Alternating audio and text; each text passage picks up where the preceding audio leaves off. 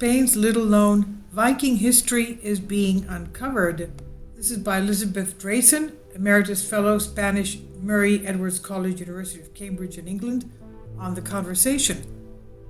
Every year, on the first Sunday in August, the replica of a 11th century Viking longboat sails up the river Ula to the town of Catira in northern Spain. The boat, manned by townsfolk disguised as Viking warriors, stages a ferocious onslaught on the town, which is successfully fended off by the other residents in a tussle that ends up with both sides soaked not in blood but in wine. After the battle, both Vikings and victors share a traditional lunch of mussels and octopus and perform the verbena, a traditional Galatian dance. This year, there were actually 6 Viking longboats in the festival, a reflection of its growing popularity in the region. The festival commemorates Galatia's resistance to the Viking raids that took place there more than 1,000 years ago, when the invaders tried to plunder the treasures of the Cathedral of Santiago de Compostela.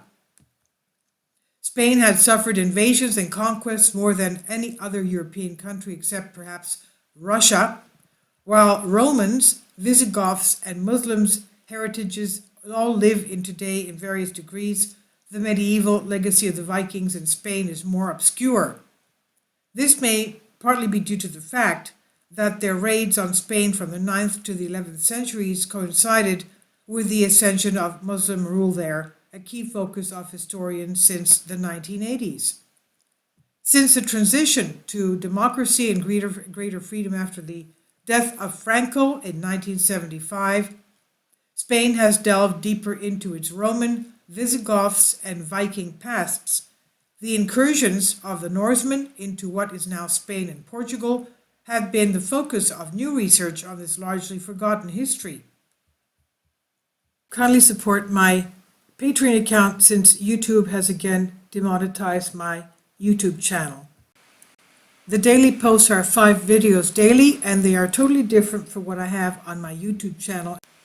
Thank you so much for your support and that you find all my content so interesting. You'll find the Patreon account details in the description box below.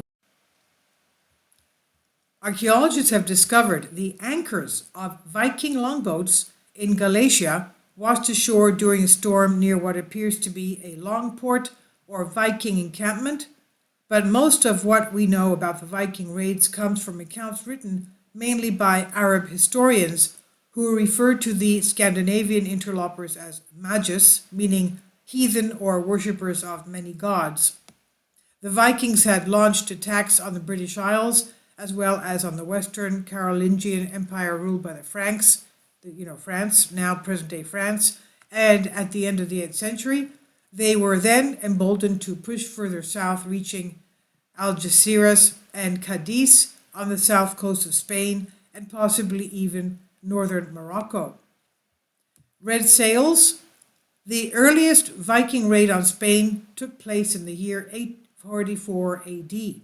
A Norse fleet with its blood-red sails landed in Galicia after sacking Bordeaux of France and proceeded to plunder the coastal villages until they were halted by the troops of King Ramiro I of Asturias near A Coruña on the northwest coast of Galicia.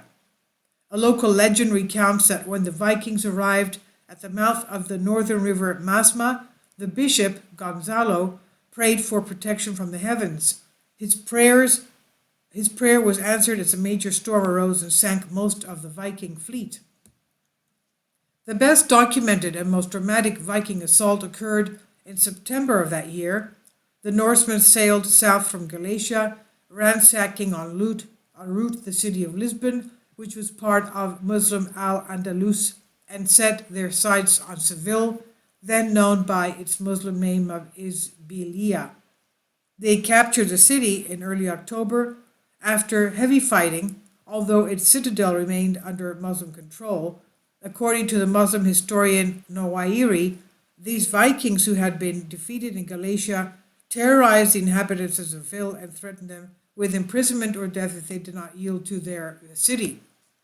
The emir of Cordova, Abd al-Rahman II, acted swiftly.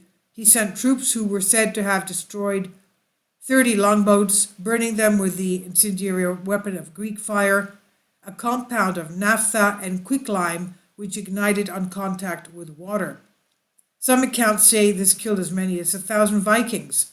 Those captured were hanged from palm trees, though some converted to Islam to save their lives. Seville was left in ruins and his people traumatized, so Abd al-Rahman II ordered a shipyard to be built with a new fleet to guard the river Guadalquivir approaches, which successfully deterred future attacks. Yet it seems the Scandinavians wanted to make peace, as a year later, in 845 AD, they sent an embassy to Abd al-Rahman, who responded by appointing his first court poet, Al-Ghazal, the Gazelle, as ambassador to the Vikings at the court of King Harik of Denmark. Pillage and plunder.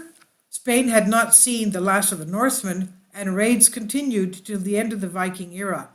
The 11th century Cordoban historian Ibn Hayyan provides early evidence of Viking attacks in the 1960s and 1970s AD, mainly, 960 and 970, mainly in Galatia, Al-Andalus, and Lisbon. Galatian characters some decades later describe the destruction of monasteries by the raiders, and one charter dated 996 cites an ancient Norse fortress used as a landmark. According to the Moroccan historian Ibn Adhari, another attack on Lisbon with 28 ships in 966 AD was defeated, as were minor incursions around Cordoba in 970s. Galatia continued to be plagued by Viking aggression well into the 11th century, and Santiago de Compostela was a frequent target of Viking raiders on their way to the Crusades in the Holy Land. For 3 centuries, the Muslims' realm of Al-Andalus was threatened by Vikings who came not to conquer, but to pillage. Today, the ancient violence and terror has sparked an unlikely allegiance between Galatia and Denmark. When the town council of Katoria took charge of organizing its Viking festival in 1991, an international link was created by twining Katoria with Danish town of Frederiksund in eastern Denmark, famous for its annual Viking Games. Their alliance stands a testament to the growing international recognition of and interest in the Viking presence in the Iberian Peninsula. This is on the conversation by Creative Commons Elizabeth Drayson. Please leave your comments and thank you for your support.